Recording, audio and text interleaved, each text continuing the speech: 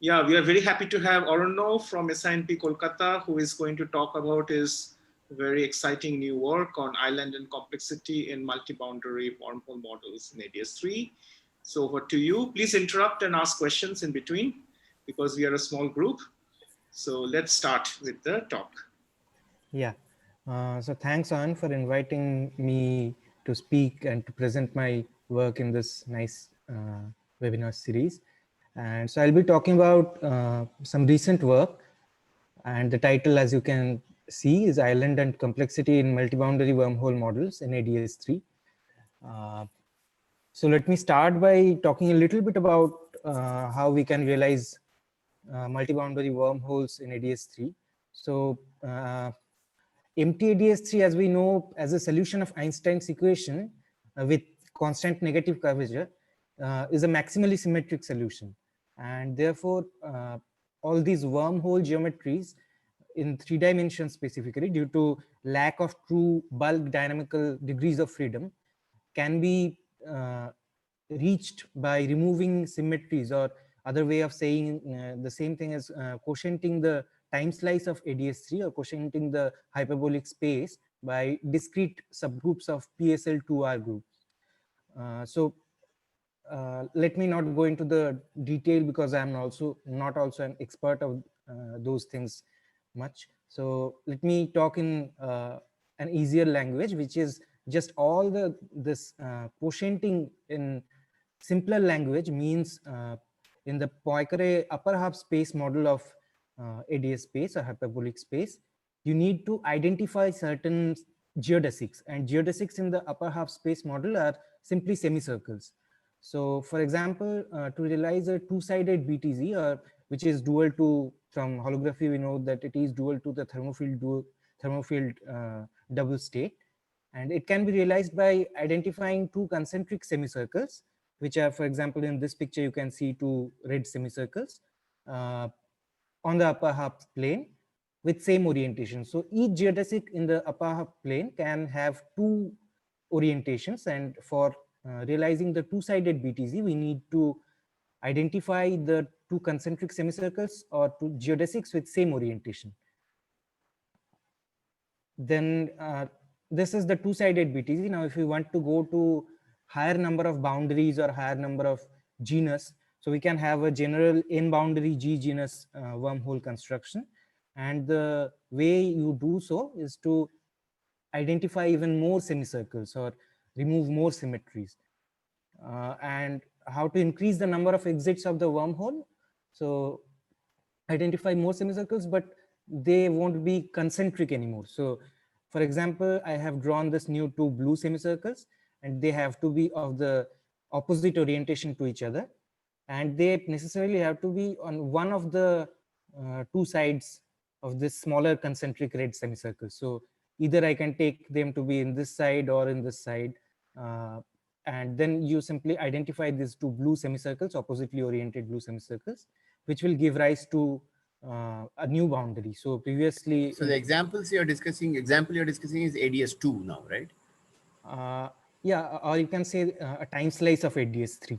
Okay, yeah. Yeah, yeah. So in a time slice of ADS3, now it will give rise to another boundary. Previously, we had say we had this A and B thing. Now you would have this left-hand side would still be A, one of the boundaries, and this part below this red blue dotted line would be, let's say, a boundary B, and the union of the two parts below this two purple lines, dotted lines in the x-axis, they will form the third boundary C. And in the Poincare disk model, the similar picture, the similar geodesics would be like these ones, the primarily identified red geodesics, and then you identify these two blue geodesics, and it would give rise to such and such boundaries. So 3 boundaries. And corresponding to each of the boundary, you can see in the previous model, in a two-sided BTZ wormhole, we would have a throat horizon dividing the two sides of the BTZ, and it is simply denoted by this red dotted line. So we look for a minimal surface in there again.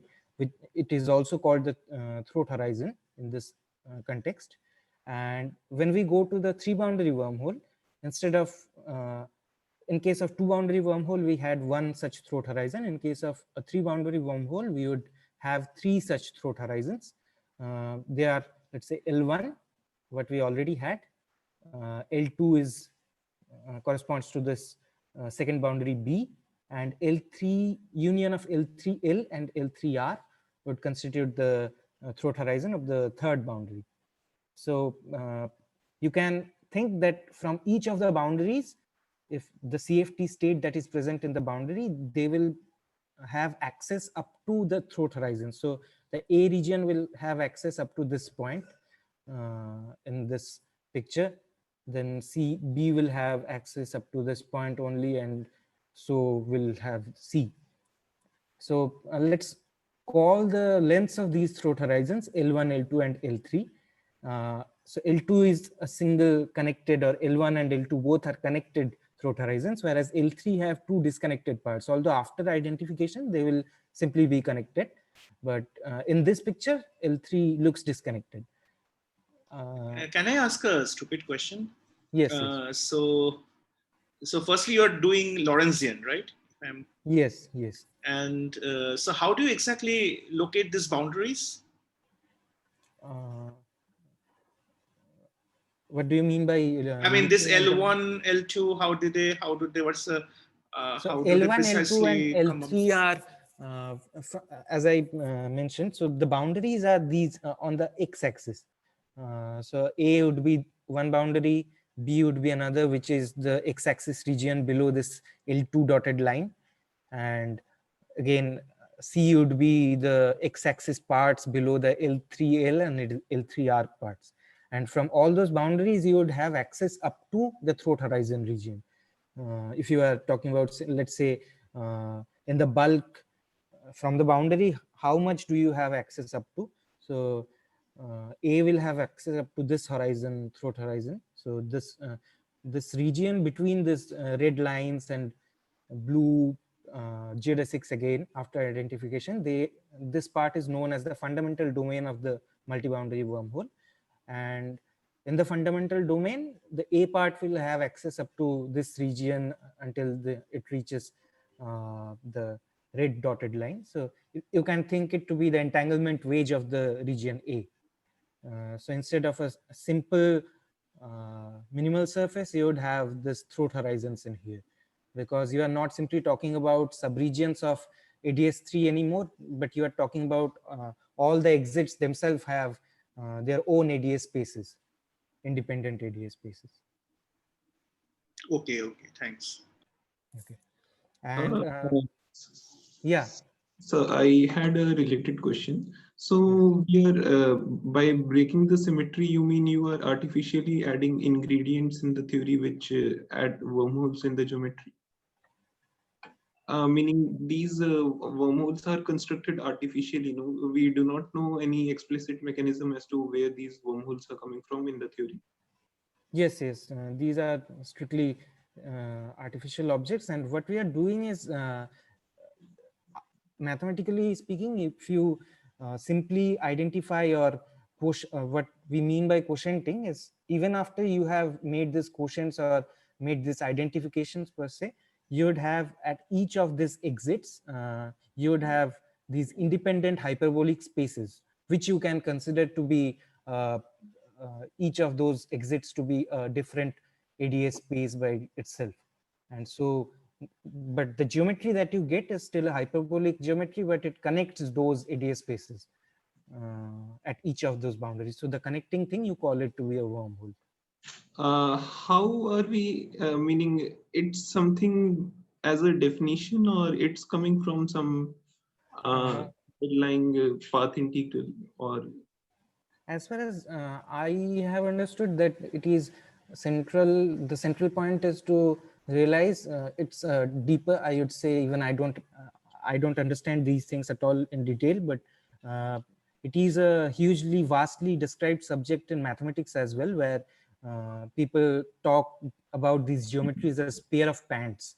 So while constructing this pair of pants, which are also you can find in string theory objects many times, so these pair of pants geometries, you would particularly in 2D hyperbolic space, which is the time slice of ADS3. The construction is such and such, but yeah. So if I know this was first discussed also by Engelhardt, no, Netta Engelhardt in her paper on toy model of backward evaporation. Yeah. So, So this is actually it has been discussed far more deeply beforehand, but not in the context of islands. So they discussed it in context of islands. Before that, actually, this was first introduced, if I'm not wrong, was in a paper by Bernadotte, Teitelbaum, and so on. And later, Vijay Balasubramaniam worked a lot on these aspects. So, for example, thermofield double state, the two-sided wormhole or two-sided BTZ teaches you about thermofield double state. So this multi-boundary wormholes are supposed to give you insights about multipartite entanglement, or rather you can say multipartite pure state. And so these are sort of, and multi-boundary wormholes, he actually, in a nice paper by Vijay Balasubramanian, he discussed a lot of things about how multi-boundary wormholes help us to understand the multipartite entanglement, GHZ states, and so on. So is there a precise proposal then for the generalization of thermophile double in this in this context? Like there's an explicit proposal for a state that corresponds to this maybe later as I go on, I'll talk about something that will make these things a little bit more clear. Okay. Sure. So will be commenting more about what you mean by multipartite entanglement. Some points I'll consider, but the focus will be on different things as well. So as I go on, I'll talk some things here. Sure. Yeah. Just a small query. We are working with a continuous Hilbert space. No, we do not have a discrete Hilbert space of. We haven't yet spoken about anything particularly about Hilbert space. So as we go on, we will see how it comes into the picture. So yeah, thank you. So as I said, so we will be considering this length of these throat geodesics as our minimal surfaces at certain points. So an important point to remember is, in case of these multi-boundary wormholes, it is a sort of a proven fact that all of these different throat horizons can be independently tuned.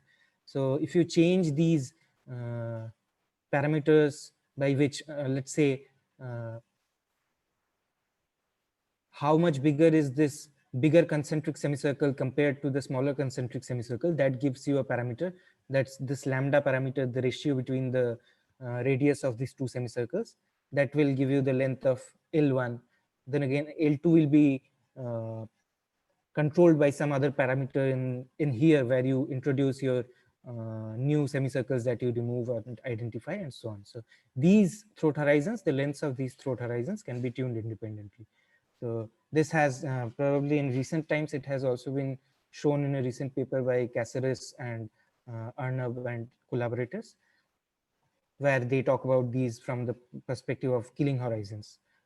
And they have also explicitly shown that these three lengths can be tuned independently. So yeah, so let's now go into the models. So the outline of the talk would be, I'll firstly discuss a little bit about the models of evaporation or evaporating black hole that we consider. Then I'll talk about a little about islands and multipartite entanglement of purification.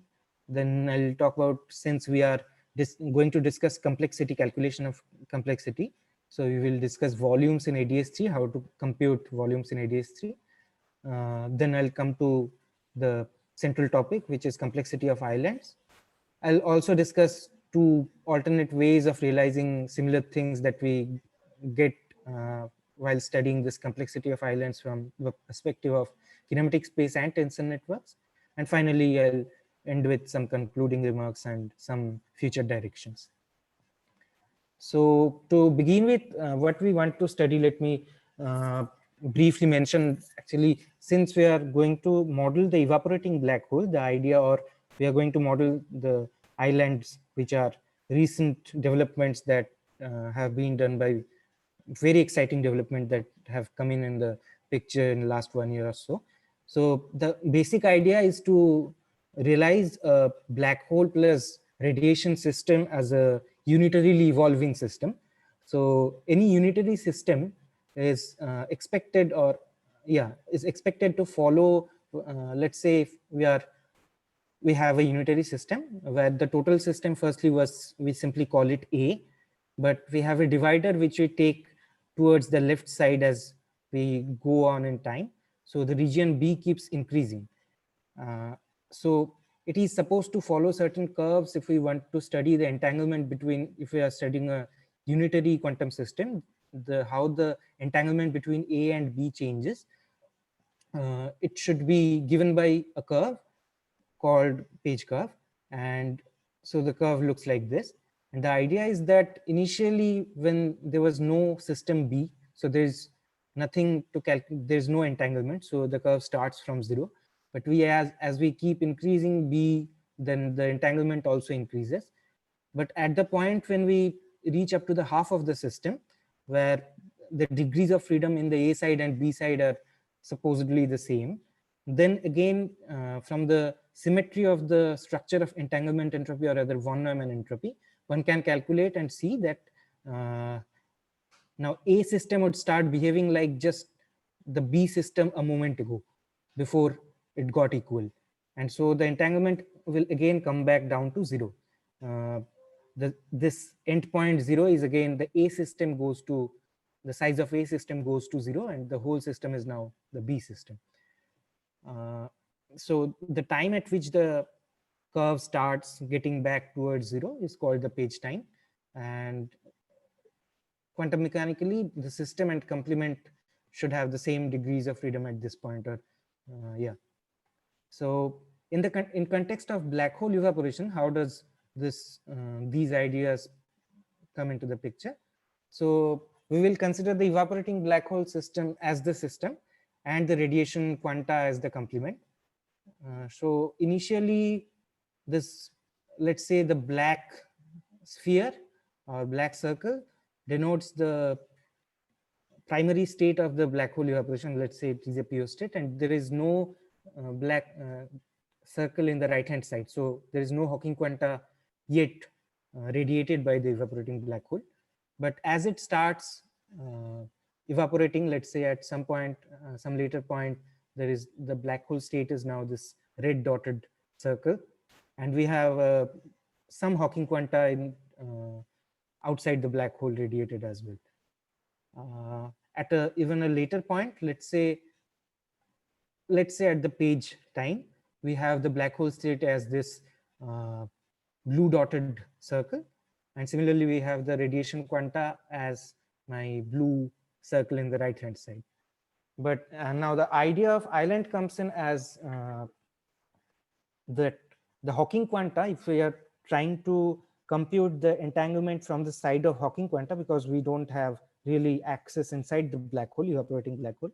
So at the recent calculations show that at the page time, the Hawking quanta suddenly gets access to some bulk information inside the black hole.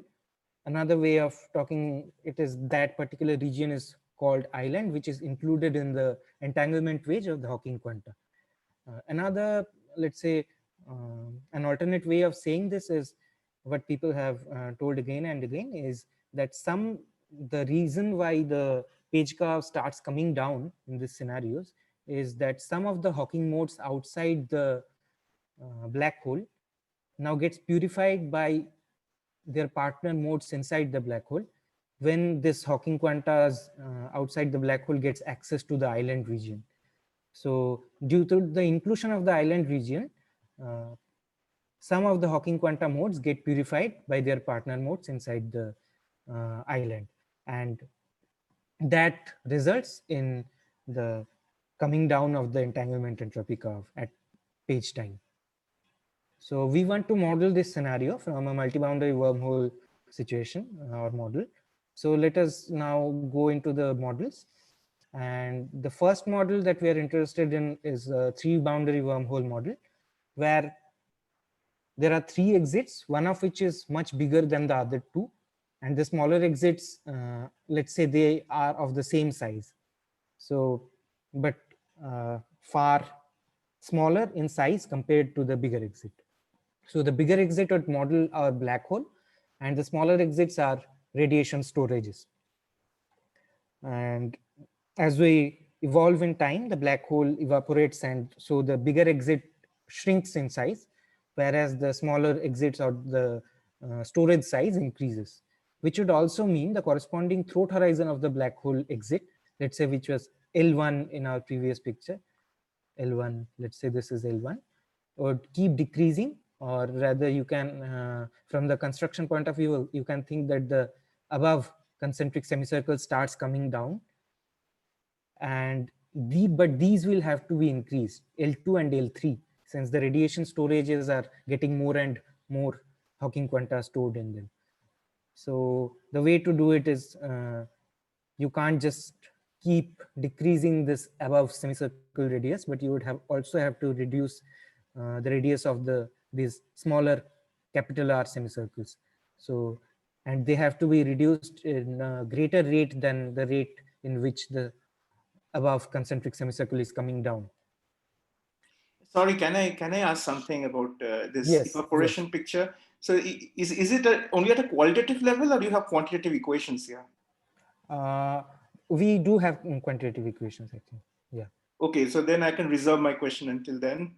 So, but before that, I mean, to get some picture already that, so the equations are simply, the geometry is simply determined by this L1, L2, this L's, right? The bound length of the boundaries. They give you a sort of the entanglement scenario, or if you're trying to calculate entanglement entropy between the black hole and the radiation, you look at these throat horizons, because you can also see that, let's say if No, I have a very dumb question actually. Okay. So what this at a given time slice, what are the parameters of the geometry? Like what are the variables that we have to evolve? Okay, so the parameters would be, to be specific, the parameters would be, let's say lambda would be one of the parameters which you are controlling, or the lambda as a function of time you would have to decrease so that the above semicircle keeps coming down. Then you would also have to, there are certain parameters describing the center of this blue semicircles, which you can also control, the C1, C2 and so on. So C1, C2, from C1 and C2 you can actually get two parameters. One of them would be S, let's call it C1 plus C2, and one of them could be C2 minus C1, which is D. So lambda, S and D could be your three parameters which are controlling the lengths of L1, L2 and L3. So basically this R0 lambda is the length of the radius of the semicircles are the parameters. Or at some point the ratio between the radius of these two semicircles and the centers of this semicircles, smaller semicircles, not their radius also play some role, yeah, sure, but you can also write that in terms of these centers and ratios between the semicircles and so on. Right, so lambda, R0 and R, these are the three parameters, or you have more? Actually you can variably, you can change your set of parameters, but ideally if you have a three boundary wormhole, the parameters numbers should be so that you can have three independent throat horizons. So yeah, you can either have lambda R0 capital R, or you can have lambda C1, C2 and so on. Or in other words, I can also think of L1, L2, L3 as parameters. Yeah. So I'll be mostly talking about. All right, okay, thanks. I just wanted to understand that. Okay, thanks. Yes. Just a related question, sir. L1, L2, L3 are the constraint which is following L1, L2, L3 is something similar to the QES prescription, or something different? No, I'll also talk about how where the constraint comes in, about the length in which L1 decreases and L2 and L3 increases. So yeah, so L1 goes down and L2 and L3 goes up. So throat horizons are the candidate HRT surfaces in this case. So for the, let's say, from the perspective of this radiation quantas, which are the exits below L2 and L3, the candidate HRT surfaces can be either L1 or the union of L2 and L3. Both these choices are homologous to the radiation exits. And so whichever of these two, either L1 or union of L2 and L3, the radiation subsystem would choose one of these two to be its HRT surface, depending upon the time at which we are also looking at the picture. So energy entropy relation is actually the constraint that comes in here. So in ADS3, we know that the energy and entropy are related through a relation. For example, the entropy is probably proportional to square root of energy. It also has some dependence upon the central charge, but we won't be, let's say we have taken all of the central charges to be the same. So, and let's say it is 1. So in that case, the only thing that comes in for the entropy, or rather we can reverse the energy conservation relation. So the black hole is radiating and the radiation is absorbing that radiation subsystem. So energy is going out from the black hole and being stored in the radiation. This energy conservation relation can be written in terms of an entropy conservation relation. And since we know that from the Rutakanagi proposal that the entanglement entropy can be understood as the lengths in ADS. So we will consider just the throat horizon lengths to be the minimal surface lengths to be the candidates for entropy. So energy conservation relation would end up in a squared version of this length conservation relation. So let's say L1 at 0, when there was no L2 and L3 exit, it would have some length L1 to start with. As we move up in time, then L1 will decrease with time. So L1t is lesser than L10, but L2t and L3t have started increasing with time.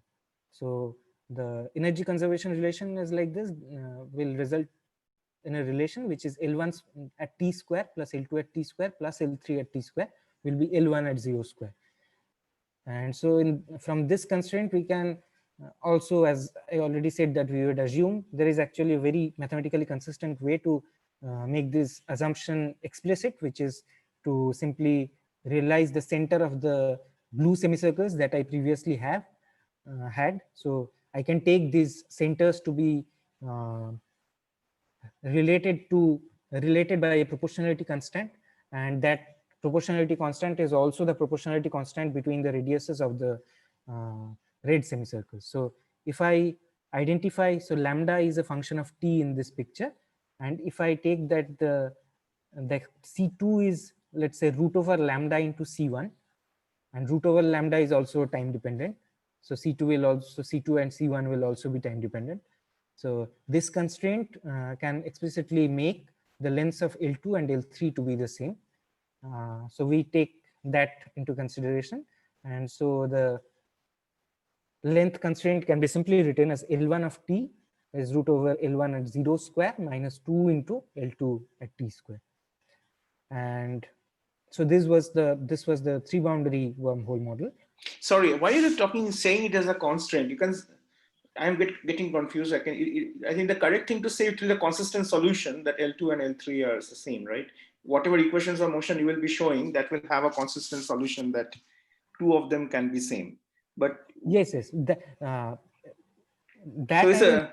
I will call just as a condition, but this I was talking this relation as a constraint. Again, why it is a constraint? It comes out from your. It should come out from the equations of more. It should come out from your setup. It should not. It's not like a constraint. When you say constraint, is something that you are imposing by hand. No, it's not something like that you're imposing. Yes, you could say that. Yeah. So energy conservation results in this relation. So I just wanted to know why E is proportional to L square. Because E is proportional to S square from the energy entropy relation in ADS3. E is proportional to S square. S is called the entropy. Okay. Okay. And entropy in ADS3, we understand it as length. of bulk geodesics. Yeah. So the second model that we consider, I will actually come into more details with better pictures in a later slide. So the second model we consider is simply n+1 boundary wormhole. In the previous model, what we did with time L1, or the black hole exit, was decreasing, and the two radiation exits were increasing in size. But now what do we do is, instead of increasing the size of the radiation exits, we increase the number of the radiation exits with time. It is, so we consider n+1 boundary wormhole, and shrinking bigger exit is the black hole, and increasing number of very small exits are multipartitely modeled radiation quanta. So now, instead of just two parts, we have increasing parts of this radiation subsystem, and topology changes at each time step in this model, which is again not a very good thing, because although each snapshot is a time reflection symmetric scenario, but as a dynamical picture, this is not a solution of Einstein's equation. And we should simply take it as a model in which we can again gain some understanding about islands. And this was introduced by Harlow, Engelhardt, and Akers in last year. So in this model, the number of exits is the representative of time. So as the time increases, the number of multi-boundary wormhole exits increase. And what we would also assume in here is that all the smaller exits corresponding to the radiation quantas coming in with time are of the same size. Let's call it the small L. So starting from L2 to Ln+1, they will all have length small l. And similar to the last relation, we would have this information conservation equation, which is L1 at, instead of time, we now have this variable n, and again it is L1 with 0 smaller exits square minus n into L square. So very sorry for the interruption again. You are assuming some kind of symmetry of the multi-boundary wormholes here, because in case of L1 and L2, you introduce some kind of rescaling which turned it into 2L2 square T. But I thought it should be something like L1 square till Ln square rather than n L2 to n+1 square, right? And so if you can, the point is again that the idea is, in a multi-boundary wormhole, you can with your parameters in the theory, you can always make all of these lengths of the throat horizons independent of each other. And if you have the handle over it that you can make, all of them are independent of each other, they depend upon different parameters, then you simply have to make sure that you vary those parameters consistently with time, but also keep this relation consistent, that all of these smaller exits would have the same length, because you have different parameters with which you tune these different lengths. So you can always change those parameters to make all of them to have the same length. Okay. Okay. Thanks. But of course, in an n-boundary situation, it is not very easy to do so. And in our later studies, where we actually calculate the volumes, and there we needed something like a really consistent fundamental domain, we had to do it numerically, and we don't really know, but we put in this constraint in the parameters, and whatever results we got numerically in there. But it can be done, yeah. But it is, strictly speaking, it is still a numerical procedure that we have followed for the n-boundary situation for a consistent fundamental domain. Sorry, every time you say a constraint, I always get confused. Is it an ansatz or a constraint? Which one? When you say that all these lengths are the same, there's an ansatz or a constraint. This I mentioned as an assumption. Yeah. So ansatz means that you just assume your solution takes a certain form, and then you put it in your equations, and you get that as a solution, right? But when you say constraint, it is something that you're extra that you're adding by hand, right? This is not what you're doing, perhaps. So you mean it's the ansatz, right? That all this lengths are the same. Yeah. What we do is to realize, let's say in the model that Harlow, Engelhardt, and Akers say, so they just assume this thing to be true, but in our calculations, No, I understand that. So for them, the n is also a function of time, but in your case, n is not a function of time, right? And it is rather the lengths are a function of time. No. In our case also, n is the time in here for the n-boundary wormhole. So L is not a constant at all. So it is increasing with time. So, I mean, so the number of exits are the same, right? They don't increase. No, the number of exits. That's why I mentioned in here that the topology changes at each time step, and you can simply take it as a model and look at different snapshots. Right. In your model, the number of exits are the same. In your model, the number of exits do not change. In your model, right? Yeah. So in the previous model, it doesn't change. In the evaporation model 1, which is a 3-boundary wormhole. In the n-boundary wormhole situation, we also considered their model, and they simply what they did was to simply motivate that such a model can. Okay, I see. So you are just taking their model. It's not your model any longer. It's just their model. Okay. Yes. Okay, thanks. Okay. Yes. So we study both these models, and let's say, so this is let's say this is the 3-boundary wormhole. This is the bigger exit, which is the black hole.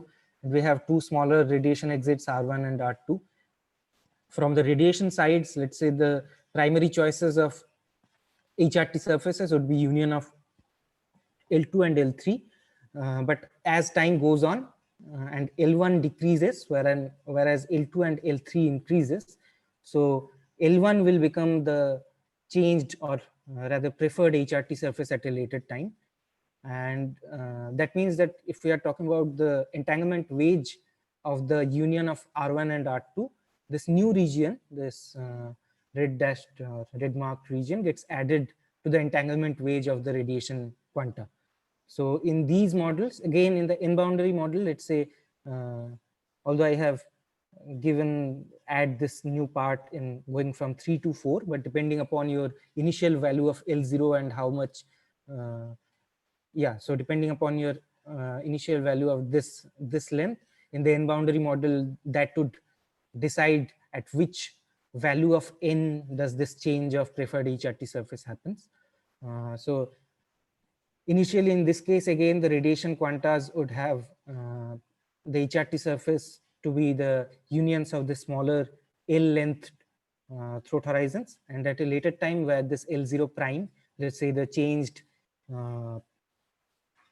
throat horizon length is smaller than the NL value, the preferred HRT surface will change again, and this new region will be added to the entanglement wedge of the radiation subsystem. So this new regions that get added to the entanglement wedge is understood as the analog of islands in these models. And we can simply see that these are the regions where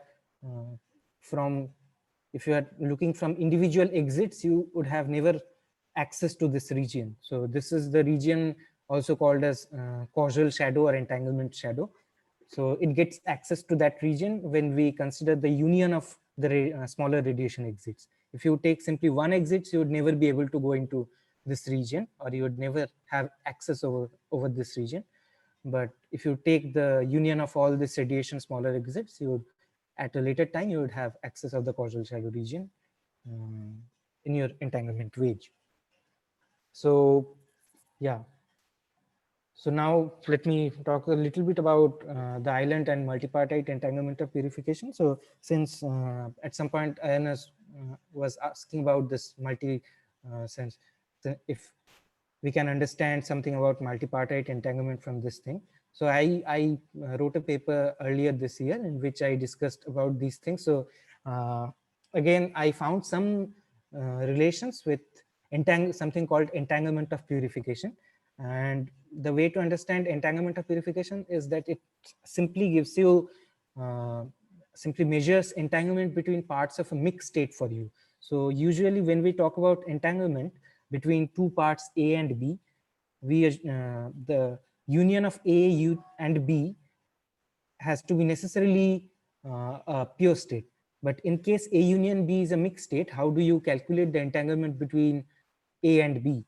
So the way to calculate such entanglement is to add some ancilla systems or ancillary systems, A prime and B prime, to A and B. So there are many choices of this extra system that you can add to your existing mixed state A union B to make it the total state A union B union A prime union B prime, a pure state. And among all those, let's say, infinite choices of A prime and B prime, your entanglement of purification is the choice for which the von Neumann entropy between A prime and B prime is minimized. So you add A prime and B, new parts A prime and B prime, then you add the A prime part to A and B prime part to B. Then among all the choices of A prime and B prime, you minimize the von Neumann entropy between A prime and B prime. So that gives you the entanglement of purification. And sorry, is it just a doubling of degrees of freedom? I mean, how is this A prime system anyhow related to A or B prime anyhow related to B? Or do you just add it arbitrarily? So it is, the general idea is, from a quantum information theoretic scenario, the basic idea has been that you usually, it is enough to double the state. But for all the different quantum information theoretic quantities, for example, entanglement of purification, there is also something called complexity of purification. You have to always minimize the information theoretic quantity that you are trying to calculate. So for the entanglement, you have to minimize the entanglement between A prime and B prime. For the complexity, you would have to minimize some other quantity which stands for complexity. And so A prime and B prime gives you certain new parameters in your theory, which you can add to the existing system A union B, your mixed state. And you so can make the it choice is unique, or choice is unique in terms of it is not still, you can't say really that the same choices of A prime and B prime would give you entanglement of purification as well as complexity of purification. So that is yet not very well understood, and people are working towards that, understanding those things. But you can always add different for these new parameter values, which is a continuous set. Let's say you add two new parameters A and B, and it can have infinite number of values. Among all those values, you look for the value at which the quantum information theoretic quantity that you are bothered about is minimized. oh, okay, thanks. Sorry, again, I have a very stupid question. I can just talk of a mixed state, right? And why need A union B? I just, why are you talking of A union B like thing? And my general mixed state is not something like A union B, no? No. But the reason being, let's say you have a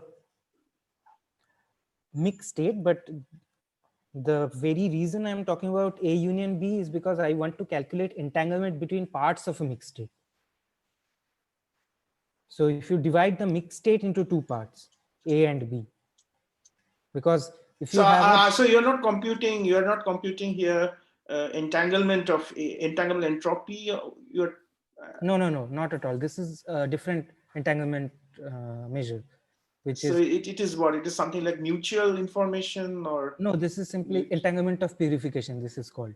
So if you have a for example, if you had, let's say, a pure state to begin with, then you could always compute entanglement entropy for computing entanglement between parts of this pure state. Let's divide this pure state into two parts A and B, and you can always calculate entanglement between these two parts.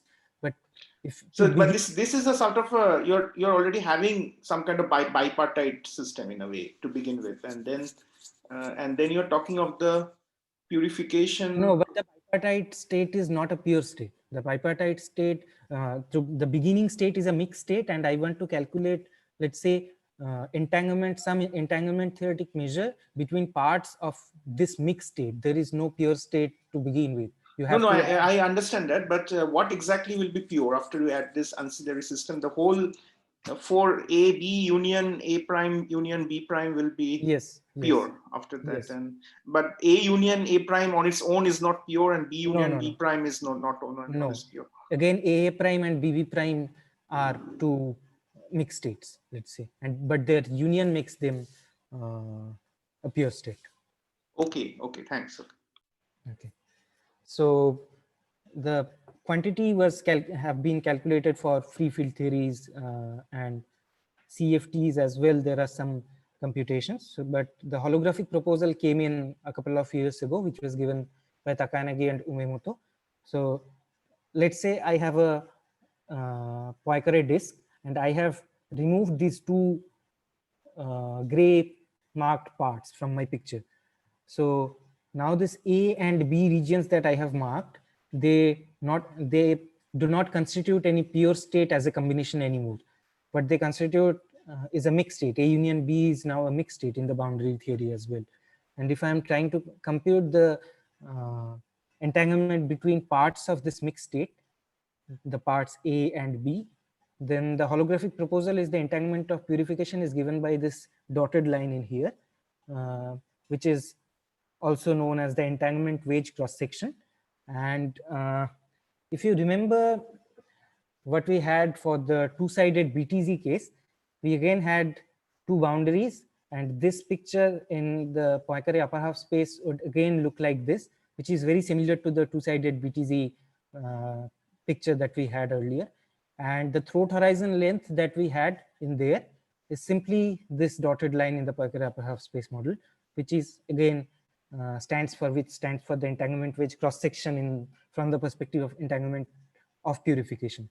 And so there is a geometric correspondence between the entanglement of purification and the throat horizon length for a two-sided BTZ black hole.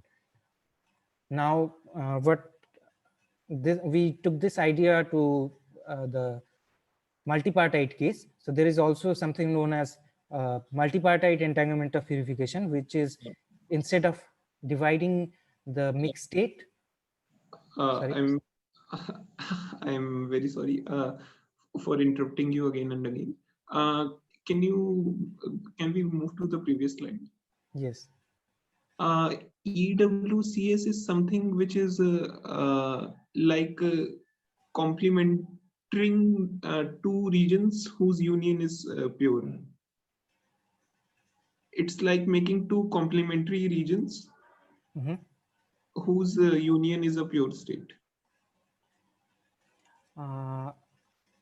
Meaning EWCS is simply this stands for this minimized value of the von Neumann entropy between A prime and BB prime. But if you are looking for this things A prime and B prime that we had in the definition of entanglement of purification, they actually in this geometric picture, they stand for this bulk geodesics,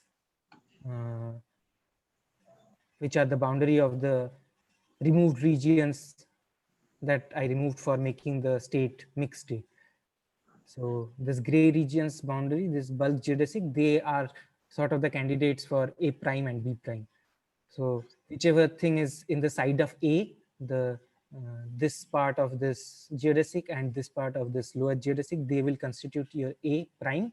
And again, the right-hand side parts of this bulk geodesic should constitute your B prime.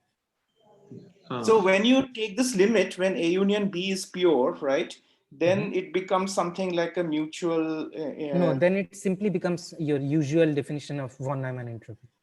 Von Neumann entropy of what exactly? Von Neumann entropy between A and B, because A union B is pure. Yeah, exactly. That's what I was saying. That's essentially the mutual information that is. No, I'm saying that is von Neumann entropy. That is entanglement entropy. SAB minus SA minus SP, something like that, or no, simply SA. SA. I mean, so when the entanglement entropy between A and B. So you see, when you already okay, it's S of A, right? Okay, I got it. Okay, right. It simply becomes S of A. Thanks. Okay. Yes, the reason being again simply if you already have a pure state to begin with, then your Yeah. A prime and B prime, you can think them to be 0. Okay, now I understand, because indeed this proposal then reduces to that. Okay. Yes. Yes. Okay, thanks. Yeah. Yeah, thanks for the questions. So yeah, again, if we go to let's say a tripartite version, again, instead of 2 parts, we divide this mixed state into 3 parts, and there is some multipartite entanglement measure, which is called multipartite entanglement of purification. And there you, instead of minimizing the entanglement between AA prime and BB prime, you minimize, let's say, for a multipartite scenario, you would also have something like CC prime, DD prime, and so on. So you measure or minimize the entanglement for the sum of the entanglements between, let's say, you first take the entanglement between AA prime and the rest of the system. That is BB prime, CC prime, DD prime, and whatever else you have. You minimize that. No, you take that quantity, then you add to that SBB prime. So you take BB prime and the rest of the system. You keep taking this kind of systems and you take a sum of that and you minimize this whole sum instead of minimizing simply one thing. So that is the multipartite entanglement of purification measure. And again, the holographic dual of this thing was given by Umemoto in 2018, which is, let's say, for the tripartite entanglement measure, I have now 3 parts, A, B, and C. And A union, B union, C is a mixed state. So again, I add this bulk geodesic parts, which are analogs of A primes, B primes, and C primes in my picture. And these dotted lines, this orange dotted lines, give you the sum of these orange dotted lines, give you the multipartite entanglement of purification measure. And again, it has been proposed by matching all the properties that multipartite entanglement of purification is supposed to have. So this geometric lines also have the same properties, the sum of these geometric lines. And again, what we did is in this paper, that we took this equivalence to the multipartite scenario or multi-boundary wormhole scenario, where you would again have these different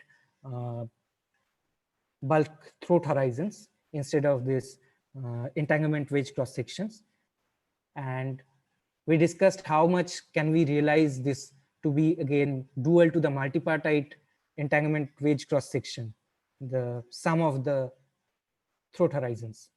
But what is typical for this case is that for smaller number of boundaries, it doesn't always, so it is necessary for the multipartite entanglement of purification measure that these orange dotted lines close by themselves without any part of bulk geodesic, this bulk geodesic in between them. But what happens for smaller number of boundaries in case of a multi-boundary wormhole is that you start from the, let's say, this black dotted line doesn't start from simply where the blue dotted line ends. It starts, let's say, from a little later, and it again doesn't end on the end point of this red dotted line. So they do not necessarily form a closed curve by themselves. So what we then found that for the n-boundary wormhole, what we had that at a later n value, the island came into the picture. So at a large value of n, and as we keep increasing the number of exits in here, so we introduce more and more number of semicircles in here. So these throat horizons indeed close by themselves, and they would be in that large n limit, small n limit. They would again correspond to the multipartite entanglement of purification. And so to again talk about islands in this context is that we already mentioned that islands are purely bulk regions being added to the entanglement wedge of the radiation subsystem at a later time, let's say after the page time. And in the multi-boundary wormhole models, if you remember, I actually forgot to give the island formula in here, but since we all probably have heard many talks about islands in the last few months. So if you remember correctly, there is a boundary of island term in the island formula. And so in this case, the boundary of the island simply stands for this region, which is the sum of the throat horizons. So it is again dual to the multipartite entanglement of purification for the in-boundary wormhole model. Sorry, can I get a clarification? So you're Yes. saying that the boundary of the island is related to this multipartite entanglement of purification? Yes, yes. So, and that is that's a proposal. Essentially, that's basically your proposal which Yeah, so actually it is the earlier proposal in fact, yes, yes, where you're replacing HRT by the QS essentially. yes. Okay. Because the reason being that I'm also modeling my radiation quantas as CFT exits, or you can also say smaller black holes. And the wormhole connects this bigger black hole to the smaller black holes by which I model the radiation quantas. So this is a purely classically gravitational model.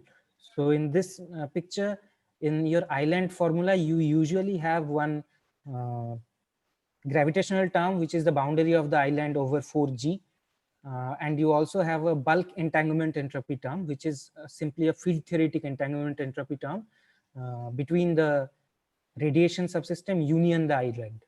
So in this classical gravitational model, you don't have this bulk entanglement entropy term, but you can already get an analog just by studying the. So I have a question then. So this proposal that you have had, suppose I take something like a perfect tensor state, right? Okay. Yes. Then is this like the multipart? What does it reduce to this computation? Like for example, when A B becomes pure state in the bipartite case that you mentioned, then it reduces to simply S of A. Yes. Then my question is, if you take a perfect tensor state, what does this multipartite entanglement purification become? Yes, it again. Sorry. What you are asking is, yeah, it again boils down to the multipartite entanglement entropy proposal. So there is also something called multipartite entanglement entropy, which is instead of minimizing SA, you minimize SA plus SB plus SC and so on. If you divide your pure state into, instead of dividing the mixed state into n parts, if you divide your pure states into n parts, and you calculate simply usual entanglement entropy, and you take a sum of them and minimize them. And in your computation, you find that this multipartite entanglement always increases with time, or it's not monotonic? Yes, the multipartite entanglement always increases with time, which was a problem because the islands are supposed to give you a page curve. Exactly. That's what I'm confused about. Yeah. Yes. So this keeps increasing, and the resolution comes from the fact that all the radiation exits in the in-boundary model, they can be the throat horizons for each of the radiation exits is much smaller than the evaporating black hole exit to begin with. So L0 is far greater than the small l, and in that limit, actually what happens is the multipartite situation boils down to a bipartite situation, and the union of the black hole and radiation gives you the combination of black hole plus radiation gives you a pure state. So this notion of entanglement of purification again boils down to usual notions of entanglement entropy, and instead of choosing the some of these different throat horizons, you simply choose one of them. I couldn't follow what you're saying. Sorry, I'm a bit lost. In case of but maybe you can go ahead and show your model, because I think it is is a bit too abstract at this point. So we should try. Can you finish in like 10 minutes or? Yes, let's try. Okay, okay, yeah. Maybe a little more time, but I'll try to do so. Yeah, so the way to compute volumes in ADS3 are the proposal that we follow is primarily the proposal came from the very primary proposal came from Susskind, and he proposed that the maximum volume slice is supposed to give you the complexity, and to whether it is right or not is still a question, and people are working in the field theoretic for a more concrete definition in the field theoretic side. And what we, in a later time, what Ali Shahia proposed was, so this was the dual for a situation where the total state is a pure state. Again, what Ali Shahia proposed then was, if the total state is a mixed state, that then instead of computing the total maximal volume slice, you instead can calculate the volume dual to the Rutakanagi surface. And so Rutakanagi surface gives you the area of the minimal surface, and you calculate the volume enclosed by the RT surface and the subregion that you are considering to define your mixed state. Then there was a equivalent conjecture by Edmenger and collaborators, in which they called topological complexity in ADS3. So they actually had, with some proportion difference in proportionality constant, they had this same definition, and there the volume could be simply written as the Ricci scalar of this bulk volume region that of this metric, and we want to integrate over the bulk region that we are concerned about. And the result simply depends upon the geodesic curvature of that region and some corner terms in which with which the bulk geodesic hits the boundary, and the Euler characteristics of the bulk region. So these are the three things that control this complexity.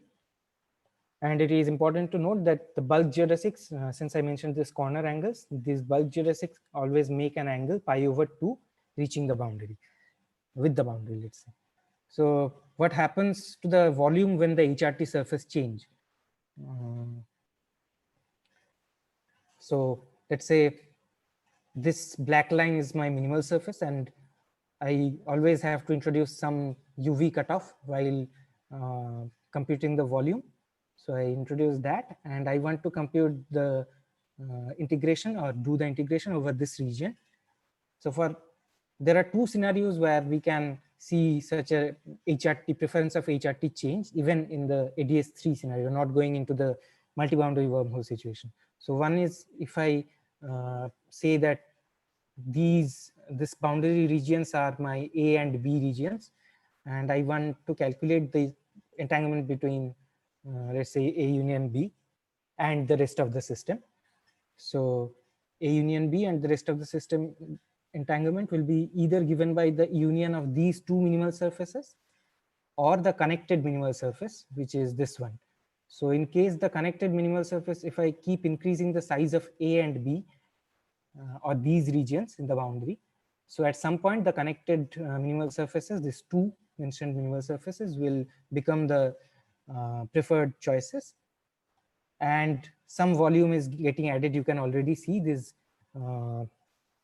this marked region is getting added to the volume part as well. Also, in a single-sided BTZ black hole, if we change the mass parameter of the BTZ black hole, if I, let's say, keep increasing the mass of the BTZ black hole, so initially the preferred HRT surface choice would be this 2 and one surface wrapping the black hole. But if I keep increasing the radius of the this black part, equivalently I'm increasing the mass of the BTZ black hole, then at some point the surface wrapping the black hole would be too large, and the preferred minimal surface will simply be this one mentioned minimal surface. And in that case, you can actually see that some volume is getting decreased in this situation. And in this paper in the previous paper that I mentioned by Edmenger and collaborators, they found that this increase of volume and this decrease of volume, using this relation and Euler characteristics of the bulk regions, for example, in these cases, the bulk regions are have different Euler characteristics. So if you use all of these facts, you simply get that the volume addition or volume decrement is always 2 pi for these two situations. Sorry, but why should it be why should a bigger black hole have more complexity than a smaller black hole? It's just some parameter, right? It doesn't really add to the complexity. No, like it's a bigger black hole is having lesser complexity than a smaller black hole. But why? I mean, this is a great, I don't understand. Suppose you take a thermal state, then temperature is just a parameter and it doesn't, I don't see a good definition of complexity would give. Yes, that's the fact. Right? So there are certain proposals that we can always calculate, but until the definition of complexity is very well studied in the field theoretic version of the complexity as well, and things are developed in such a in good details, we can really never say that my proposal of complexity is the right one. So there are certain proposals of complexity that we can follow, and one of them is to compute the volume below the HRT surface, and in that case we find these results. So they found these ones. Yeah. So I don't know, I'm saying that since we are running a little short of time, maybe we can focus more on this your just I just yeah, now and try to. Yes. So yeah, let's go into the complexity of island scenario. So I have already told about this change of HRT preference in case of multi-boundary wormholes as well.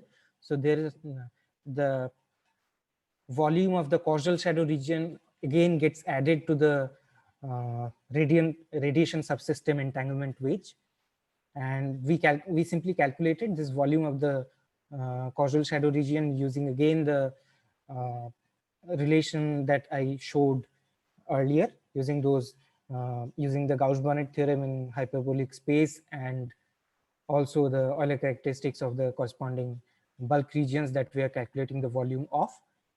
So for the three boundary region, this new causal shadow region gets added, and for the three boundary region, we again find that the volume of this causal shadow is simply 2 pi, which is the volume, or which is simply the area of the hyperbolic polygon, which is in case of a three boundary wormhole, it is a hyperbolic octagon if you look at this carefully. So in the n boundary case, let's say, it would actually be a different volume, which is 2 into n page minus 2, the n value at which the page transition happens, minus 2 into pi.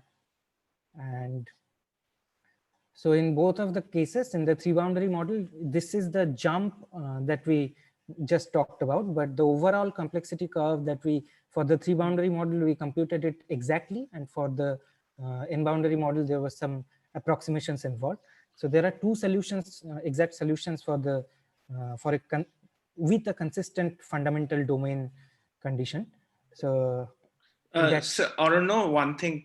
So Shreyansh also asked this question in the chat. So you started with something like a page curve computation, right? And yes. It's not even clear at this point how this comes out from your model. And now you're telling us about this complexity of volumes of islands. We are getting kind of lost. So maybe I think if you could explain it might help a little bit if you could explain first the first part of your talk better in the context of like how actually do the computation a little bit. The island,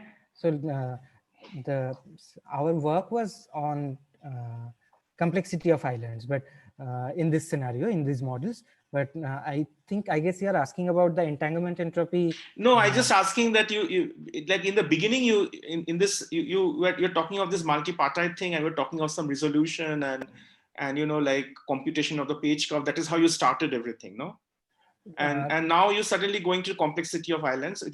It's an interesting topic, of course, but I'm just getting lost because I mean, you said something about the resolution of this paradox that you mentioned, that this multipartite entanglement is always multipartite entanglement of purification is always increasing, and then there was some resolution you talked about. At this point, I also don't understand how you how you actually doing this computation. For example, how this L1, L2, L3 change as a function of time, and where you get these equations from, or what computations you are doing. So this is bit kind of lost. I mean, nice results, but I don't understand the computation. So if you could give a little bit. But actually, what I thought was that the computations eventually these are the things that I mentioned previously. For example, these are the relations that you simply use. You start with a constant L1 value, and then you consistently increase your length of this L2 and L3 using the parameters that I mentioned, but the results, yeah, if I but try where, to show the explicit expressions. no, but the question is this something that you're putting by hand, that L2, L3 increase, or I mean, so I mean, if you don't understand the model, we can understand the results also, right? So just trying to understand that. So L2 and L3, you're, as a function of time, are they put by hand, or there's some equations that you're solving to get them? There are some equations, just like I mentioned previously, that they are controlled by this boundary parameters lambda C1 and C2, not boundary parameters, but these parameters lambda C1 and C2 for the 3 boundary case and so on. But the expressions are much bigger. And No, but where do the equations come from? That is something that is itself not quite clear to me, at least. Okay, then I mean, probably, yeah. I actually thought if I had gone to explain those equations, I won't be able to really show the results at all, because but turn around in mathematical expressions loop, because those are quite big. No, it's not about expressions. It's about the idea. What is the calculation you're doing? That's all they're asking. Okay, so L1 is a function of lambda. L2 and L3 are functions of this C1 and C2, and I am putting by hand the dependence of C1 and C2 in such a way, by some functional dependence, in which I am putting that it is greater than the rate at which the lambda decreases with time. So C1 and C2 decrease with time in a greater rate that lambda decreases, so that the fundamental domain, so that this above red line does not decrease so much that it already crosses the blue semicircles. I don't know, we have a much more fundamental question. Yes. Where did you get the equation for the question is, you say the lambda decreases as a function of time or increases. Where does the equation come from? Oh, okay. These are simply equations that are very, maybe I should have written, but these are simply equations that are very well studied in multi-boundary wormhole situations. For example, L1 is computed in previous papers. These are not results of our paper, but L1 is a function of lambda. L1 is simply log of lambda. Then L1, you can write it in a simple form, but the reason why I didn't give those expressions was L2 and L3 expressions. You can, can I simply show the expressions from my paper a little bit? Yeah, sure. Yes, probably that is written.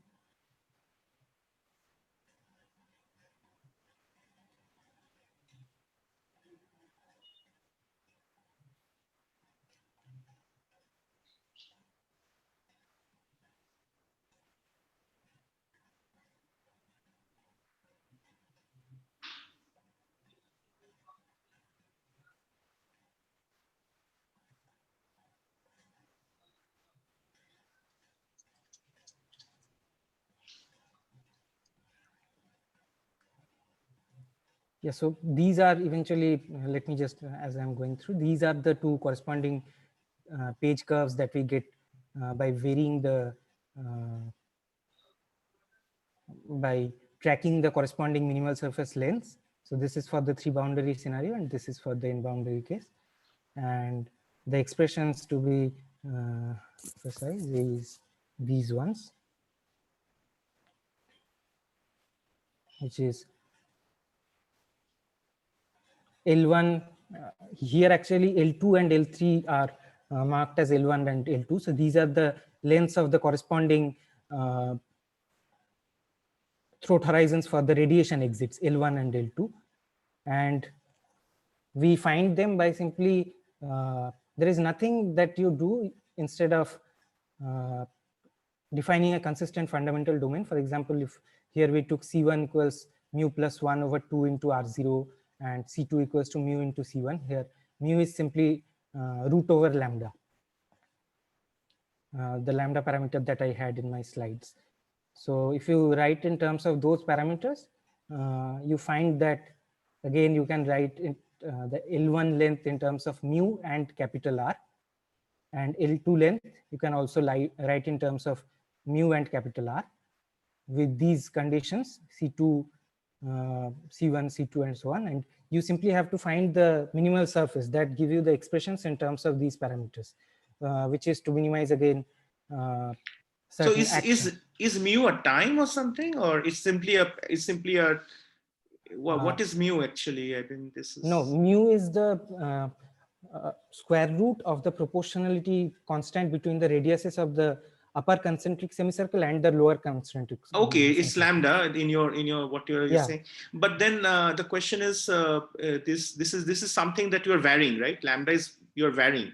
Lambda Because- is being varied with time. Yes. How? Lambda is being varied with time. So what the thing that we need to do is anyway, if we decrease lambda with time, the upper thing will come down, the upper concentric semicircle. My question is very simple. Do you have an explicit formula of how lambda is varied with time, or it is something that you're assuming it's some function of time? No, Because here I'm you simply have assuming- some. Yeah, we simply assume that lambda is a decreasing function of time. That's okay. So that explains. Okay, that's exactly what I've been asking you. Okay, Yes. so it's simply put in by hand. Lambda as a function of time is putting by Yes, hand. because But I then have it to- is. But this is not really a solution of any equations or anything like that. It's simply. No, the solution, the only constraint or not constraint, the assumption that we use or is we control how much is lambda decreasing, or the length of this throat horizon is decreasing with varying time, but we make sure that L2 and L3 are increasing, and they are increasing with time in a equal manner. So Okay, no, so but Yeah, this but this is something that you're inputting by hand. This is some arbitrary function that you're putting in by hand. yeah, the only Okay. function we are putting in by hand is the decrement of this L1. Okay, that's all that I've been asking all the way. Okay, so what is an input? What is what you're assuming, and what is not being assumed in the model? Okay. Okay, maybe you can then wrap up now and sometime. Yes, I mean, yes. mhm. Yes, I'll just show the concluding slide.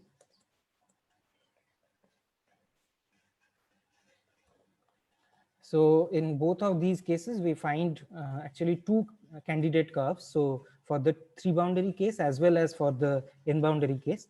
So we call one of them to be the London Bridge falling down, and the other one, which looks sort of like a Gaussian, we call it what goes up must come down. So the 3-boundary volume plot is candidates are also the same, and there is a jump at the page time, which is 2 pi jump. And for the n-boundary situation, again, the curves, although they are a little bit more approximated version, the constraint assumptions are different. In this case, actually, you have to put in some constraints or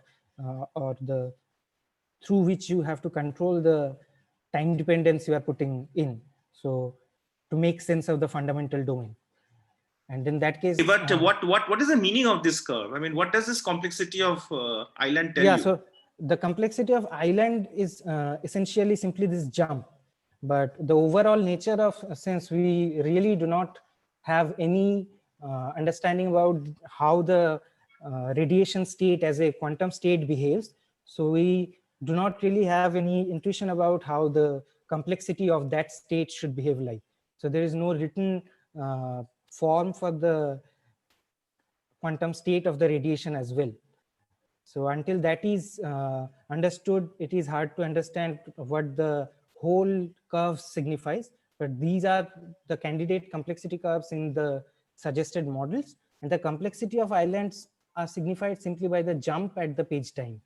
So the complexity added is due to since this is not quite clear, what is it being what is exactly being computed here? What is the meaning definition of this complexity? Is there some computation like except for the page curve, like for the multi-partite entanglement or purification or something? You have some plots for that, or you have computation for that? No, actually, too? even in the multipartite entanglement of purification and in the quantum field theory side, the complexity ideas are very taking, to be precise, baby steps, and there haven't been such strong calculations about multipartite complexity of purification and so on. No, but it's a well-defined quantity, at least. No, in the field theory, it's a well-defined quantity. To computation is different, maybe hard, but even even the definition is not quite clear, even in that case. No, Okay. probably the first paper calculating the complexity of purification for free field theories came out last month. No, it's not question about computation. The question is about the definition. Suppose you Yes. had a finite Hilbert space, and could you have a precise definition for what is this multipartite entanglement of purification actually is?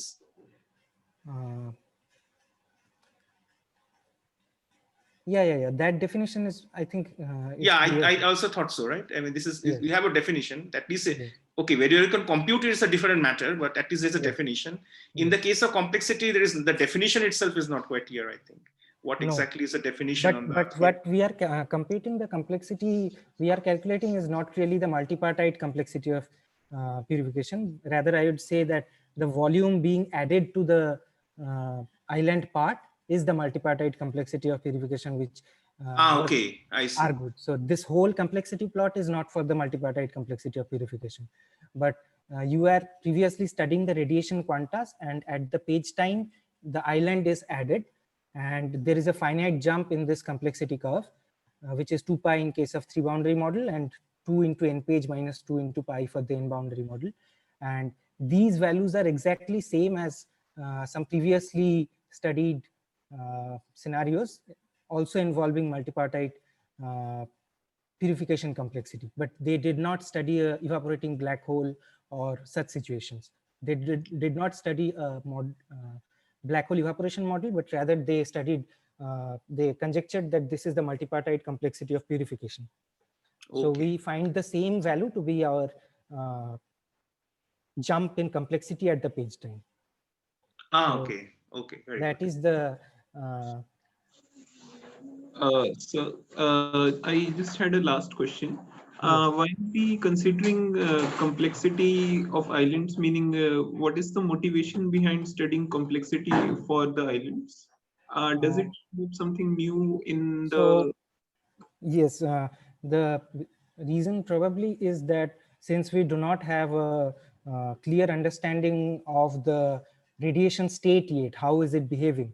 So, but we can, by studying these things, we can get some intuition about what happens to the radiation state, let's say, at the page transition point, and what happens when the island is added. So at least in these models of ADS3 multiboundary wormholes, you find that although we don't know what exactly the radiation state is, but at the smooth page transition point, so in the entanglement entropy curve, the transition at page time is a smooth transition.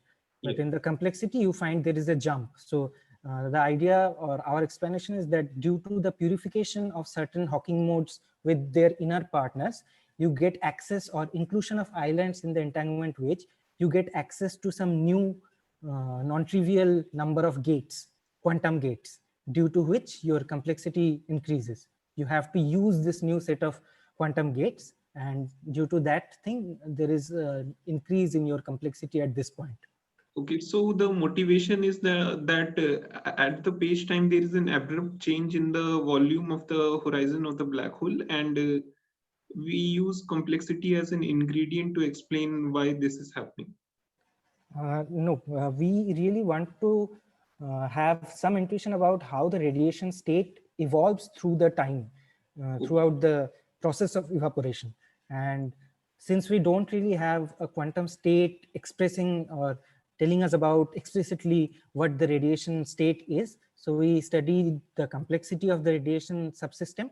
We computed the volumes corresponding to all the radiation exits, and the volumes at the point at which island is included, there is a finite jump in these models at least. So that jump in our and that indicates an abrupt phase transition in the complexity. Yes, due to since island is getting included in your entanglement wedge, our understanding is that, at least what we think is that the system also, the radiation subsystem also gets access to some new number of quantum gates, due to which there is a fundamental jump. By quantum gates, maybe Shreyans, you can allow him to first finish, and maybe the talk. Your talk is finished or no? Maybe then afterwards we can take the questions. Concluding remarks. Okay. Yeah, let's skip this part.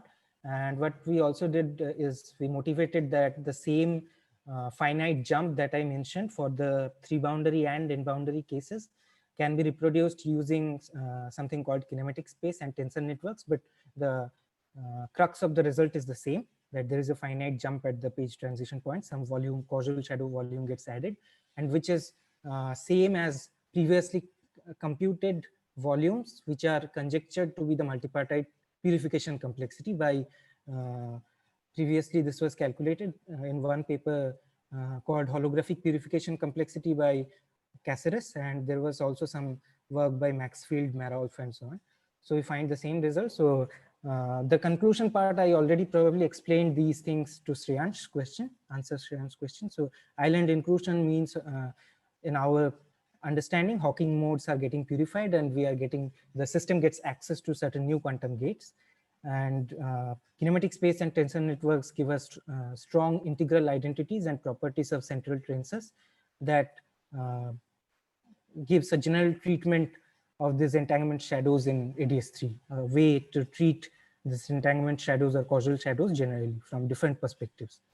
And similar volume calculations and also similar volume calculations can be done in more explicit models like the models involving JT gravity, eternal black hole solutions, and doubly holographic Randall syndrome brane solutions that people are studying. And some people have also studied other information theoretic quantities, for example, reflected entropy, which is similar to entanglement of purification in this context. And also in the kinematic space and tensor network space, we discussed details about how hyperbolic tessellations. So the results, whether it can be taken to higher dimensions, that would be interesting to see. Yeah, that's all. Okay. Let us thank Orono for this nice talk. And yeah, it has been already a lot of questions. So any kind of maybe short questions that short and sharp questions, maybe, please. Yeah. Just one last question. Your motivation to study complexity was to identify the ingredients of the Hawking radiation, meaning what is making up the Hawking radiation. No, I would say that the motivation was to, we don't know exactly what radiation is going out, what is exactly happening out there. But what we are trying to see is to find some way in which we can track the evolution of the radiation state. So when we say about complexity, complexity gives you a, complexity usually signifies the number of quantum gates you need to construct a quantum state. So as the radiation state is going through or evolving with time, by computing the complexity, the proposed complexity, we wanted to study that how which number of, how hard is it to construct the corresponding radiation state. Okay. But is it not? It's not quite clear, right? There is also showed that there is some kind of jump in complexity if you change the parameter of a BTC. So is there some interest, some kind of understanding why suddenly, from a tensor network perspective, why the complexity should suddenly jump when you take the temperatures, just change the temperature? No, there is no exact, I would say there is no complete physical understanding, but somewhat universal phenomena, at least what in their paper Edminger and collaborators also found, and we also found, is that whenever you have some smooth transition in your entanglement entropy plot, there is a corresponding finite either jump or dip in the corresponding volume. So the corresponding transition. So if you take a first order transition in some entanglement entropy will correspond to some kind of jump in complexity, right? That's what you're saying. Yes. And this first order jump is being characterized by the change in the minimal HRT surfaces, some kind of phase transition in the HRT or the quantum extremal surfaces, and also or the quantum extremal surface. Yeah. And also, as the results also match the previously computed results for multipartite purification complexity, it gives us some intuition about relating the understanding of island inclusion and complexity to the physical phenomenon of purification. But I'm just saying that, is it possible for you to check something like in a way that you would expect that as time goes on, your n boundary radiation state would essentially go to a perfect tensor state, right? That is sort of a naive intuition, because holography is usually this quantum error correction kind of model of holography. You do think it gives you essentially perfect tensor like states, no? Yes, And yes. so is this something that you could check, for example, and in some way? Yeah. It would be really interesting to check, and we also had some problems regarding this in mind. For example, what in the tensor network study that we mentioned in our paper is a little rough. So we mentioned the main ideas and how you realize this causal shadow from the tensor network perspective. But that again involves the volume getting added for. But for a purely tensor network study, it would be interesting to do because yeah, no one has been able to do so in till now. But it would be surely interesting to see if we can do that. Okay. Uh, Any question? I wanted to add something to the question I was asking. Does complexity have any signatures of state dependence of the Hawking radiation? Because since island and Hawking radiation find the same Hilbert space, island being a part of the black hole interior is a state dependent object. So does it signify that Hawking radiation itself is state dependent because they have the same Hilbert space? I don't understand the question. What do you mean by state dependence here? State dependence, I mean the definition proposed by Papademos and Raju.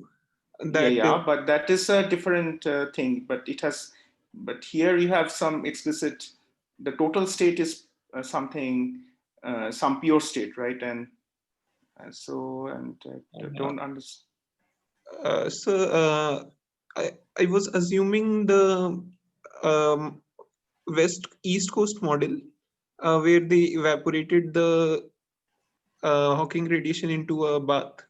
So if we assume Hawking radiation is evaporating and some part of it is of the Hilbert space of Hawking radiation is included as island in the black hole interior, then okay, I see now. Okay, your question. Okay, I see. So you're saying that all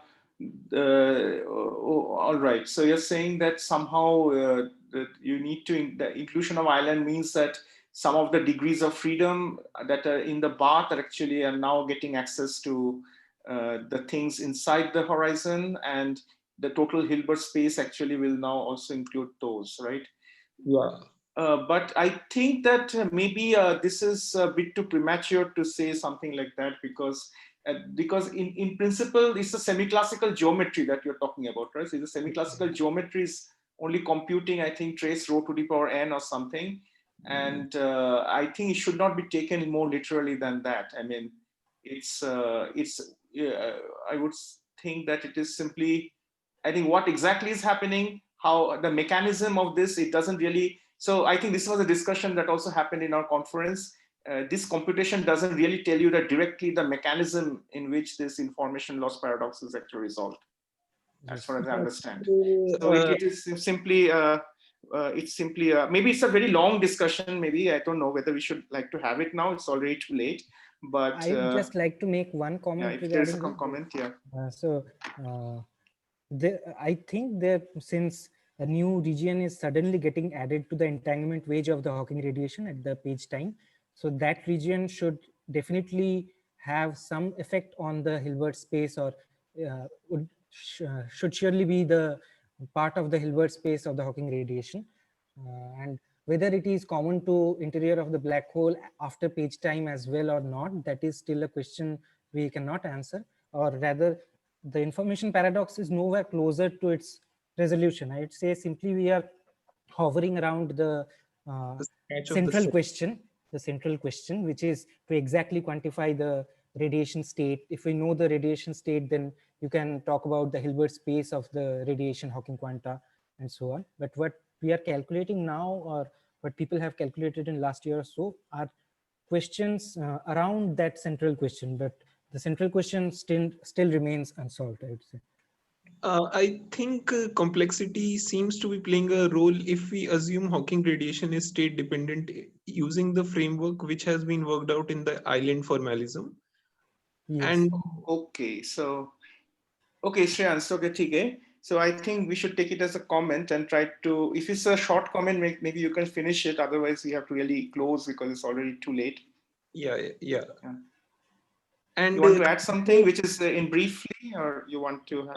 yeah, Okay. are there different complexity classes being studied in QFT, just like we have different complexity classes in computer science? Okay, I think this will be a very longer discussion. I think, okay, I think we should have some other complexity talk and resume this discussion because, yeah, I think now if there is no kind of sharp question about this, maybe we can end the session now. So thanks again for joining, and we see you in the next week. It will be a talk by Shaheen, and it would be on his. It's also a very interesting talk. We look forward to it. Okay, so goodbye. Thanks a lot, sir. Thanks a lot. Okay, Yeah. Thank you. bye.